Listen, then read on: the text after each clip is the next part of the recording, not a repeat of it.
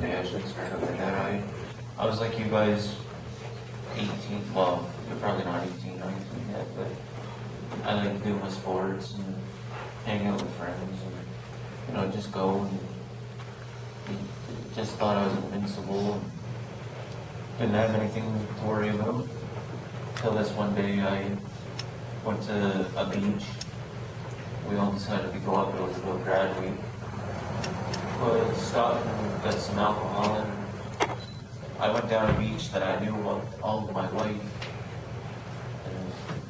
And you was going so far and there was a drop off that we always ran and dove in or jumped in. Well, what brought me to this corner too, we had started drinking probably about an hour before that. I had 2 or 3 into my system and then, well, what do you know, some hot girls go by in bikinis. We follow them over there. I start showing off for them and acting rambunctious like the normal anybody would do, you know, risk takers. I wasn't paying attention to this drop off. Well, I was in track and field through school and I could run pretty fast. I got myself going really fast and, well, next thing you know, I felt numb. I found out I missed the drop off. I was in 4 inches of water, but as soon as I hit, I couldn't move. I was trying to roll over. I couldn't move. No, I'm sitting here, I'm wondering, come on, turn me over. I'm drowning. Well, I didn't get turned over. And I'm on my last breath. I'm like, please turn me over. And one of my friends finally figured out, we always played a game called Cry Wolf. I don't know if you guys are familiar with that, but we would try to get each other going and say, like, I pretend I'm drowning out there, and then they come to grab me, and we, you know, grab them and put them under. Well, this time I wasn't joking around, so that stuff there you shouldn't do. But they turned me over on my last breath, and as soon as they turned me over, they left me in the water to keep the reducing down in my, for swelling in my back, neck, and well, it was kind of hard. I had a friend holding my head, like they told you here, the neck brace that they have for you and backboard. Well, with me, I couldn't feel what I was doing nowhere. My whole body was numb, and they held my neck with my friends. I was lucky that one of my friends there was studying to be an EMT, and a couple nurses, and it all fell into place for me. I was lucky that day, but laying there, I couldn't feel anything, like I say, and holding my neck, and then the boats started to come. The boats knocking water up into me, and then started drowning me some more. I'm like, please get the boats away from me. But we finally stopped the boats. And I was alright for that, and then I don't know if they told you about a response time. The cops are, they say probably like 15 minutes to a half an hour. Show up when you're laying there and you're in that predicament and you're the victim. It feels like a lifetime. You just feel it's slipping away. You're weak. Having a hard time breathing. And my best friend, you have friends all over you just trying to help you. They're crying. Everything else like that, because you're obviously in big trouble. Well, it come to the be that I was probably a mile or two away from where the ambulance was picking me up. It was all sand. They didn't want to carry me down there, so luckily another friend showed up. He had a party barge. They threw me on the boat, and all I can remember is, you know, I was moving awful fast, and they took me out by water to the ambulance. And this stuff here, I just vaguely remember, and got me into the ambulance, and it was all people I knew because I grew up in this area too. And they were working on me, and Well, come to find out, when I got to the hospital, they took an X-ray. I didn't break any bones. So they're just saying, hopefully, oh, you can get up and walk if you're just swelled up and stuff. It wasn't the fact when they put me in the MRI. What an MRI is they take X-rays of the inside of your spinal cord and did I found that there's nerves that goes down your spine. You have one that's sensory and one that's motor. Well, I had ripped them right away from my spine because when I hit it, I hit so hard the doctor said that it should have killed me right on the spot. So then he told my parents that I was paralyzed for life. That day, they figured that was enough bad news for one day, I guess. And the night that I went up I had to go into what did they call it? Well, they told you here too, all the alcohol I had in my system and stuff, it had finally, I guess, decided it wanted to come up. Where they told you you're laying flat on your back, and if you were to puke or something, you would choke on your vomit. I done that. They had to put a feeding tube. They froze my nose. They had to put drive a tube down my nose and get me to drink water to swallow this tube and put that in my stomach, so if I threw up, I wouldn't throw up. It would just, everything from my stomach was coming out of this tube and going in. Then come to the very scary part. Never had an operation before in my life. Very healthy boy, and scared one night because they weren't going to operate on me for 3 weeks because supposedly the doctors had come back and told, you imagine your own parents, what they would act like if a doctor had come to them and said, your son, daughter, they gave me a 1% chance of living. They told me, they pretty well told them that I was going to be in the ground. Well, obviously any parent would flip out at the doctor, and like it would have been a rough time, I'm sure, on them. But when I got in there, I have they done my surgery. I went in, figuring it wouldn't be too bad, but I was really scared. Well, got in there, come to find out they just put local anesthetic in me at first. I have a scar on my neck, down in my throat. They have what they call a tracheotomy they put in me. Well, that there, I had to be awake while they were cutting it up, open and talking to me. They actually really, right in front of my eyes, took a knife and cut my throat open and put in a device so, say like I caught pneumonia after this, so it helped me with my breathing. I couldn't breathe through the mouth, I was breathing through my throat. Then come the drilling, 5 weeks fighting for my life to get stronger in the hospital. Then you get shipped off to, really, when they talked about the rehab, I thought I was going to be going Ottawa or Ontario or something. Well, they had just sent me to FERS, and it's called the Stan Caskey Center.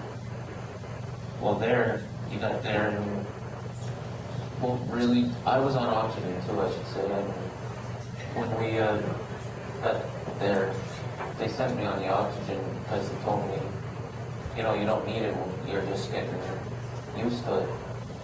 One dirty nurse, we're really close now, she got me good.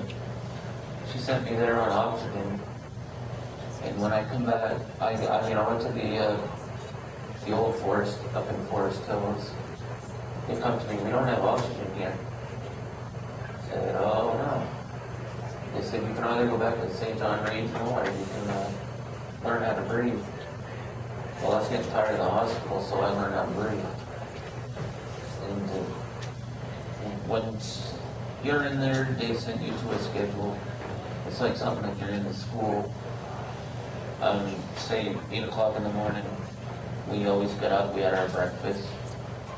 we had to be in the cafeteria to get our breakfast, and then after that, we had our appointments.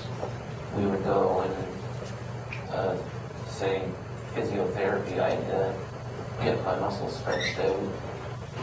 Then we had what they call a recreational period. You just go in and, like me, I draw by mouth right now. They would get me to do artwork or just to give you something to do, more or less, or find ways for you to do things that you did before your accident. Well, then you have your, I had to see a psychologist a lot because it's a lot to take in. Then you have your, what else is, an occupational therapist, because the wheelchair I'm in, they have to fit you to it. What they are is they assess your movements, and which really, I'm classified a quad. So that means I'm a C3, C4 injury. That's the area, you know where the doctor was pointing up on your neck? I was right up into my neck pretty well. I have a steel rod, or a steel clamp in my neck area. I can only move my neck so far in this way. But these here people would, what do I was trying to, we were, my neck would get really sore and stuff, and you'd have your, they have the heating pads there, and I'd have to put those on it every night. Then you have your, you went to the rehab up there, and they took us on our outings. The big thing for the outings it's to get you back into the world, more or less, without being a big stunt to you when you first come home. We went out to the movies and out to, shopping every once in a while, out to eat. When you're in a wheelchair like this at first, it feels like all eyes are on you. It's like you want to turn around and tell everybody to stop staring at you, but there's really nobody staring at you. You will get the odd person that is rude that will stare, but that's life. You got to deal with it after you're like this. And the big thing is your change in your lifestyle. What you're going to be. I was in the hospital a total of 7 months. I went in, I was hurt June 15th. My first weekend home that I was allowed to go home by doctor's orders was Thanksgiving. And that was just weekend visits. I never got released just till before Christmas. And it's really hard leaving home, or not leaving home, leaving the hospital to go home. You trust the doctors. You're into the hospital life at that time. You're going to be afraid. I didn't even trust my own parents to take care of me that weekend that I was coming home. I was like, have 911 on speed dial. So I'll be coming back, and it's a very hard thing to get used to. But now that I'll go into detail on what I had to do in a day. 8 o'clock in the morning, I had someone show up. They'll give me my pills, feed me my breakfast. Now, when you have a spinal cord injury, you lose control of your bladder and bowel. So therefore, I have to have them guys help me with it. I take medications. When I go to have a bowel movement, they have to put what they call a pneumatic bullet suppository up in. And I trust gravity because I can't push, right? Well, every other morning I have to do that for the rest of my life. It probably takes about an hour or so for me to drain my bowel. Then the other part is I have catheters that I have to have done. The catheters that they were talking about here, they're not steel, thank God, but it's a rubber catheter about 14 inches long. that they shoved down inside of my penis, like what right down in the bladder, 4 to 6 times a day. And trust me, I still close my eyes. And they drained me off with that. Then for me to get up in the morning, I have to have them dress me, bathe me, stretch me for my range of motion, keep my muscles loose. Then I have, once I'm up in my chair, I can't feed myself. I can't do nothing other than, what I learned to do is I either go watch TV or draw or go out. But once I'm up, they have to feed me. You don't know something until you miss it, or you lose it. It's having them coming at you. Sometimes they'll be smart alecky and play airplane with you. It's just to feed you. It's, you have your total trust in someone else. I have workers that come in. I have to trust them to take care of me, to listen to me. I'm basically what I call a 32-year-old baby. So it's nothing that I would want to see you guys go through. It's not a lifestyle that I would point to anybody just for something as stupid as drinking and not asking for if you to get in an accident. And it's not worth it at all. But I too go to work every once in a while. I had a job at the superstore in St. Stephen full time before I had my accident. They let me go in there to do that. And another thing I wanted to bring up too is, how you guys like to go somewhere and you think, oh, well, you just gotta get up and go, and your friends, take right off and go. Well, they ain't that way with me. I have to know, for me to be here this morning, I had to start getting ready at 6 o'clock in the morning. And I just got here at 10. And we have, I noticed around here too, your buildings aren't too wheelchair friendly like in my town. You got a picture in your head. I loved playing pool before my accident. I loved going all around these different places. Now, the one thing I gotta remember or ask is, can I get into this place? You figure I can't go upstairs.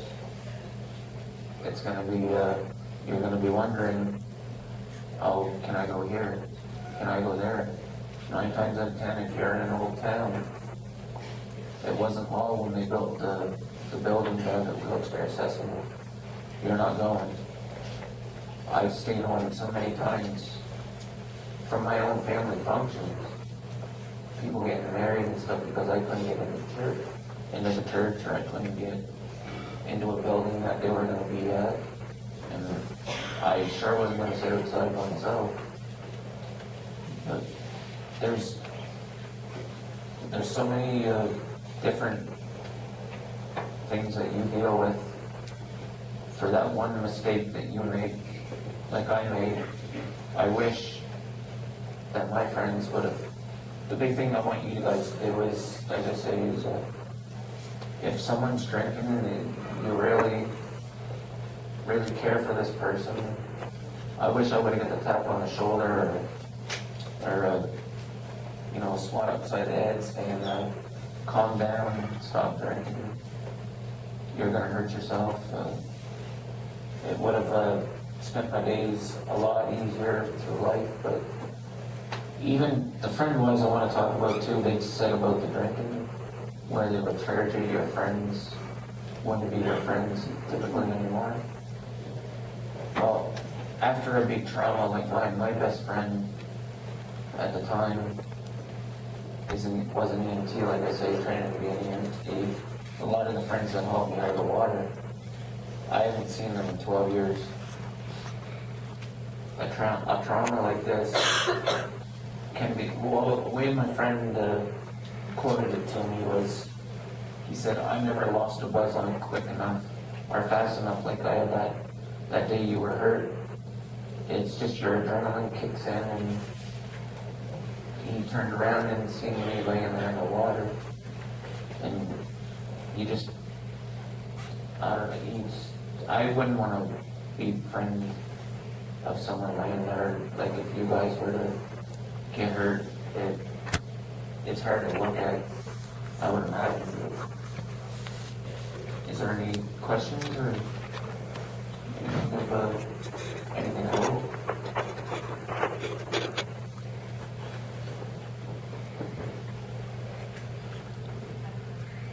Yes. Do you know why your friends? Why they didn't stick around, you say?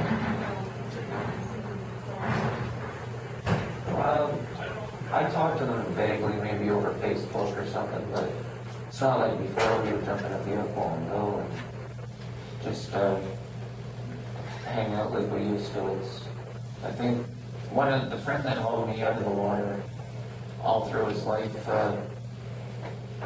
he had a hard time dealing with stuff. Like, I remember a family member of his dying, we had to actually, me and another friend had to come pull him by the arms to get him out of the room from to do something, and I just don't know what goes through their head. A lot of them just, at that age, there's not much responsibility. Some of them get families, I guess. You just learn to move on, and I've made new ones, a lot of new ones since I've been in my wheelchairs. True friends. Now what? Anything else? How do you steer? Okay. That's the most common question, actually. See the headrest back here that I'm pushing against? I push back on the middle of it, it'll let me go forward.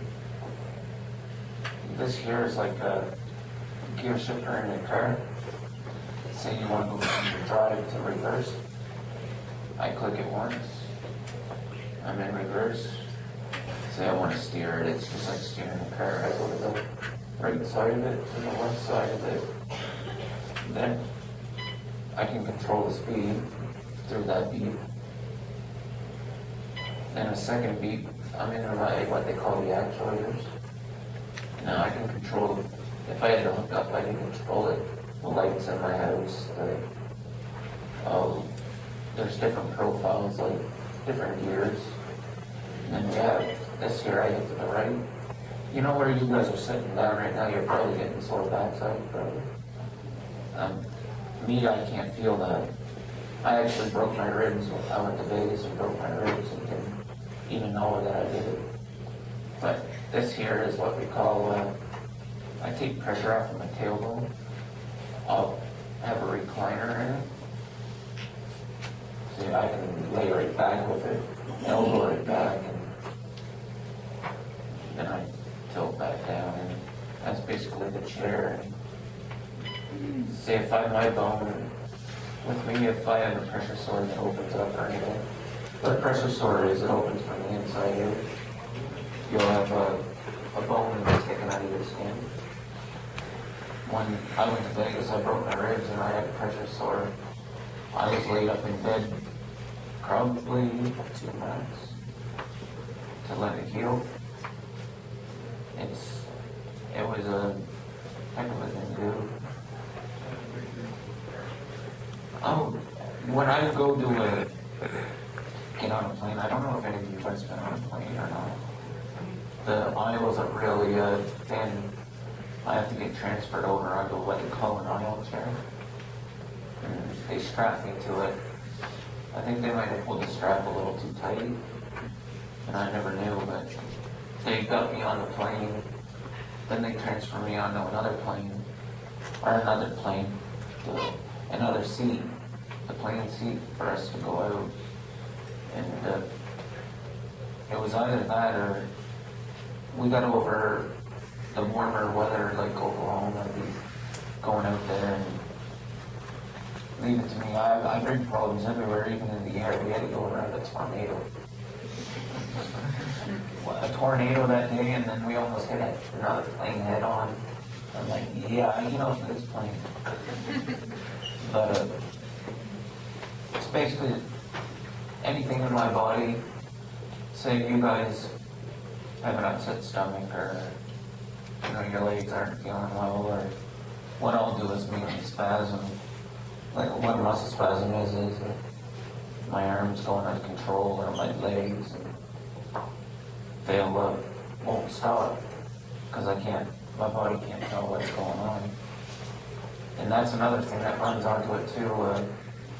I'll have anxiety attacks because I don't know what's going on in my body. Say if I'm jumpy, I don't know, if I get a headache, I gotta look out for it. It just worries you because you don't know what's going on. I can't pinpoint what's going on in my body, and then the blood pressure will go up, and then they have a term like, I don't know if this reflects you. My blood pressure is lower than your guys'. It runs around 90 over 60. If my blood pressure hits anything like 140 over 90 or gets close to 100, that bottom number, I'm to get to a hospital because I could have a heart attack, a stroke, anything at all. It's totally different set of rules than what you were. Once you're paralyzed, you say goodbye to that old life forever, and you bring in this one. Is there anything else? Yes. I never had a negative vote in my body really all my life. I prayed that I wanted to be alive.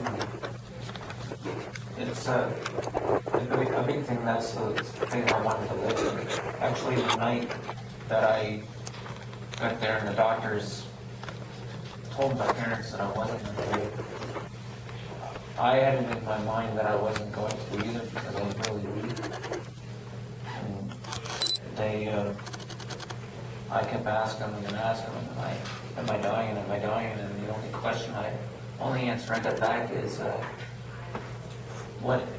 basically what is what is, and you just calm down. And I just had that feeling I was so close to death. But what keeps me positive mostly is the outlook that I wanted to be alive. And I found my reasoning for it. I go around to schools and talk to people like you guys. And not only that, I'll go into a room and the big thing is keep yourself laughing. I like to joke around, and I go in and there's someone complaining of something, a sore leg, an earache, or anything like that, and then they see me come in and talk to them, and my friend looks at me one day, he said, man, I gotta have you come over more. I said, why is that? He said, your attitude. He said, I was just complaining about an earache, and here you come in, can't move a muscle in your body. He said, I feel really good. He said, I'm not gonna change who I am. I always was a joker, and I'm always gonna be there. It's not even... What helped me a lot too was 4 years before my accident, 6 heart attacks, and he got up and stayed strong, and he would look at me, say, take me for a drive. He never gave up. I think that's where I got the strongest from. So.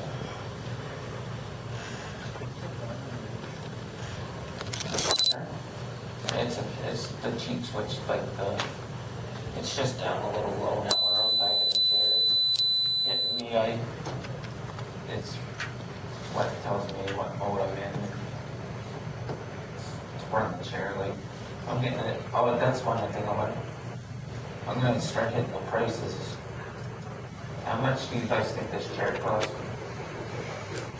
15? I only wish, but I told this is a joke on you. I told I bought a brand new truck just before this. And 6 months later, I had this accident. If I knew I was gonna have the accident, I would have bought this instead. This chair was $26,000. I'm getting a new one at the end of the month, that's $33,000. Yes, this one here that I'm getting at the end of the month, I'll have power to the knee, like my legs will be able to straighten out. It's sensors instead of pushing back on it. I can operate a TV at home.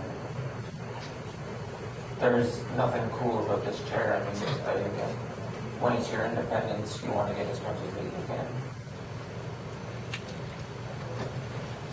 Is there anything else? Yes. I top out at probably 8 miles per hour with it. They told me with that. Actually, there's a story behind that one too, that I don't like it to be that high. I thought one day I'd be brave the first time ever driving a chair.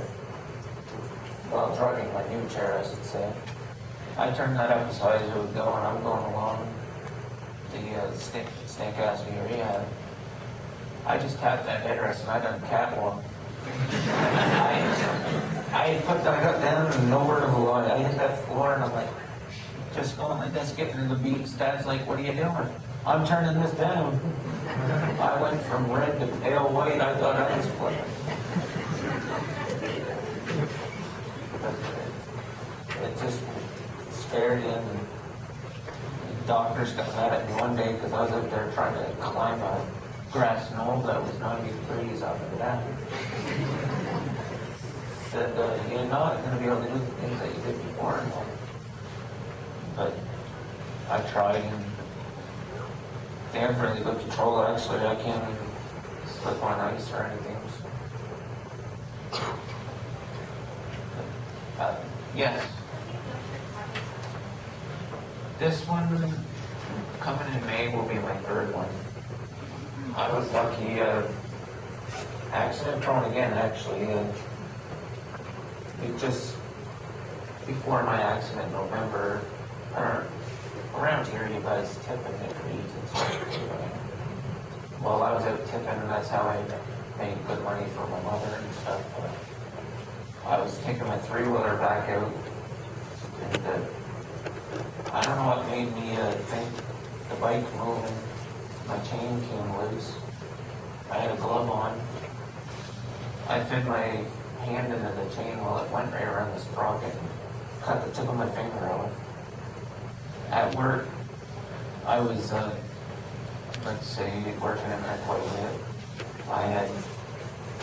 I was eligible to get Blue Cross, or like it's a medical assistant, or not assistance, it's insurance.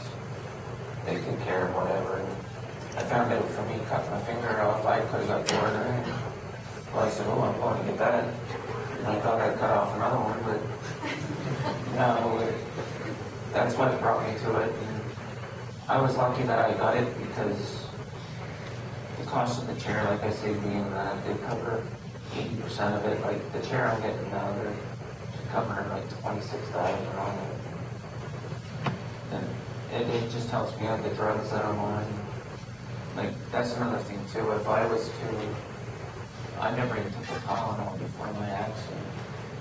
And that very night, they're coming at me with fistfuls of medication, and it's like I can't swallow that. And they give me the liquids of it, and you're like, oh, try it because the colace, what it is it softens up your bowel.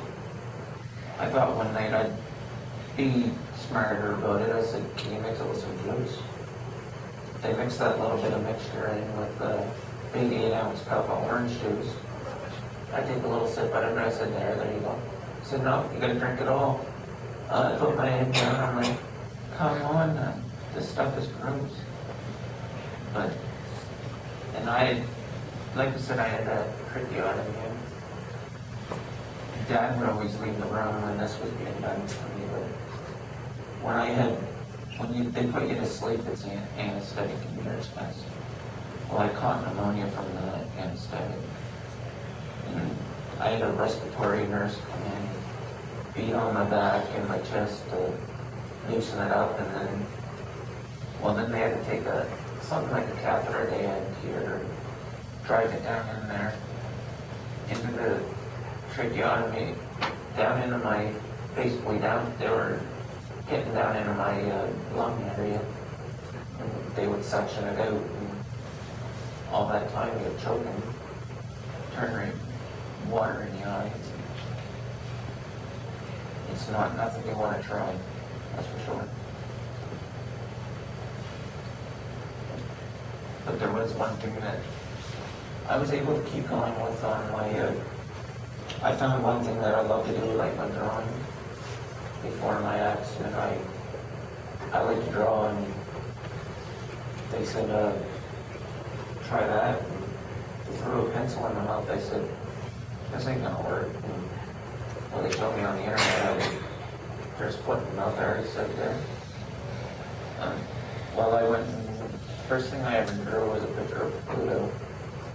But now I'm into, I can do wildlife. I found something that I could do before my accident that is into this now. I'm in school for, for the artists and stuff like that. If you guys ever want to look into it, underneath Terry London, I have on Facebook, I have all these drawings that I do. I never even thought to bring them to show you, but they're all note drawings that I've done over the past 10, 11 years. Is there anything else you guys would like to know? What would be something you missed out? Excuse me, what was that name? What would be something you missed that I could About having needles? Basically what I miss is the sports. Like I played basketball, baseball. I actually went out on one of those outings. You don't know what it's like to sit and watch a sport when you're used to playing it. We went and played pool, something as pool, pool. I couldn't play it no more. I sat in the corner, 21-year-old male over there, black in my eyes, just because I couldn't. You miss all this stuff here. It's like, it's not even the sports that you miss, it's just to able to get up and, like for me to get up out of my bed, I have a sling and a ceiling track lift. I can't even get up out of the bed by myself to, go get myself a glass of water or to stretch out or anything.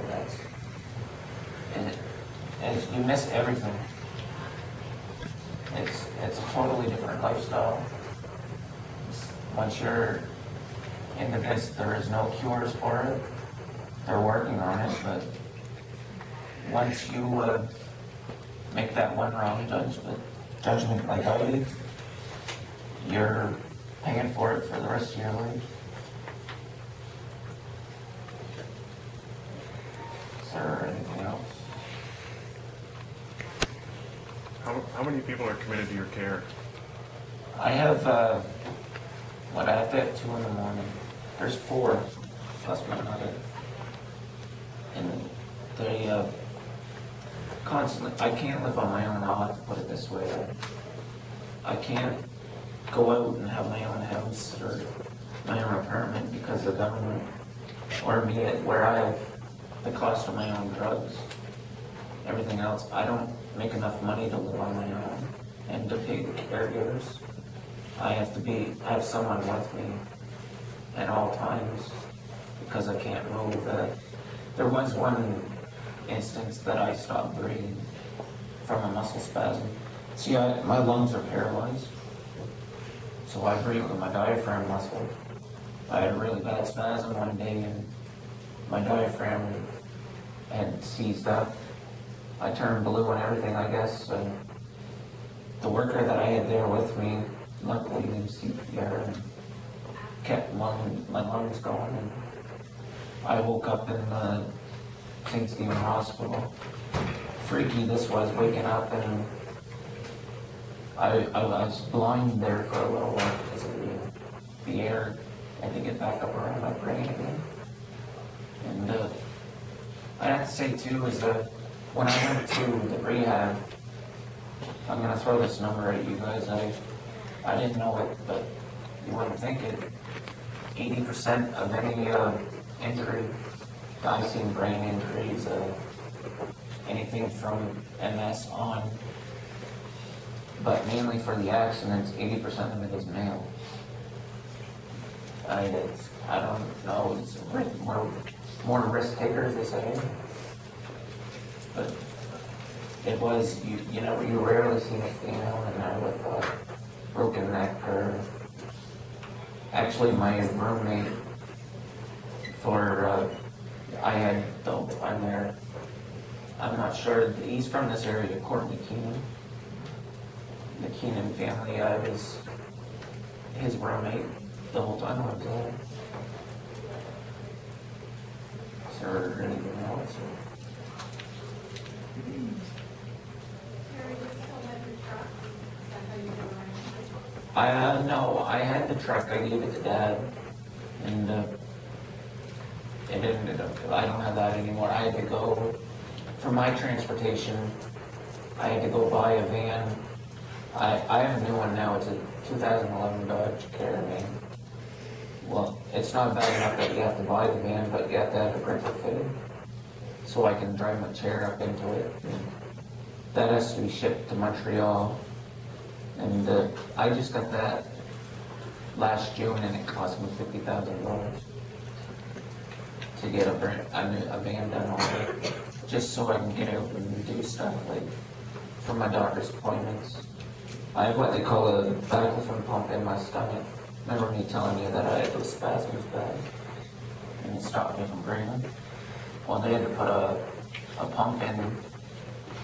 They put liquid medicine in it. Liquid baclofen is what they call it for muscle spasms. Had to drill a hole in the bottom of my spine and put a hose in there to feed the medication in there so I wouldn't spasm hurt like that again. So you gotta figure every factor of your life, once you make that one mistake, is what I stress the most on.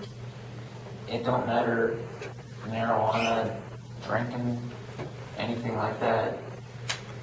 If, I know you guys aren't gonna be saints and not do it. We preach for you not to do it. But if you do it, be smart about it. Have sober drivers.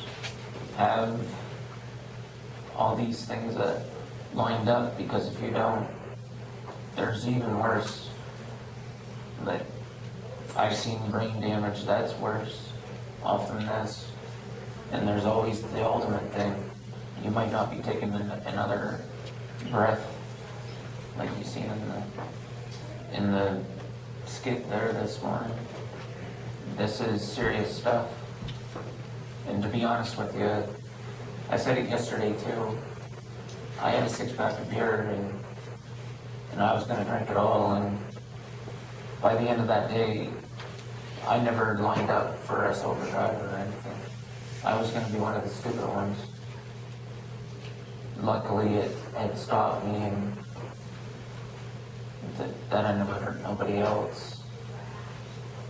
It just come down on me, because I know people that have killed people in car accidents because of drinking and driving, and they never get over it. If you kill a friend because of that one reason, even if you're not drinking and you kill a friend, it's hard. And alcohol and marijuana, anything like that, any alcohol or drug-related substance, you will find, if you have it in your system, you're sober. You think you're brave when you're sober, but when you're drinking, what you think of sober, like say I wanted to jump off a rock ledge and I'm afraid to do it when I'm sober. When I was drinking, I done it. You get brave, and so it alters your mind to a fact that I don't like to bring this one up, but it's hard to talk about. my friend, I didn't know at the time, was having stress problems. And he didn't get help or anything. And one night he got drinking and he finally got the nerve up. I no longer have my brother, or, well, we were close enough to be brothers, best friend. He shot himself. So there's all of these different things of alcohol and drug-related things that you guys can avoid just by making the choice of zero tolerance. Be wise, have a head on your shoulders. That's all my message is here today. Is, if you don't, your life is gonna be. Not everybody's like me. I've seen people in wheelchairs that are total asses to people because they had done something stupid and they didn't want to live with it. Is there anything else? Or?